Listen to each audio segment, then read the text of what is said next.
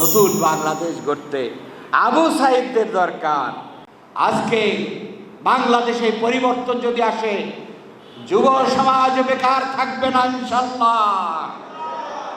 এই যুব সমাজ, তাদের শক্তি আমাদের বড় শক্তি। আজকে যে আওয়াজ উঠেছে, সব দল দেখা শেষ, এবার জামাত ইসলামীর বাংলাদেশ। দেশবাসী যদি এই দায়িত্ব অর্পণ করে ইনশাআল্লাহ, আবার যুবক ভাইরা তোমরা মনে রেখো, বাংলাদেশ সোনার বাংলা, কল্যাণের বাংলা এবং শান্তির বাংলাদেশে পরিণত হবে।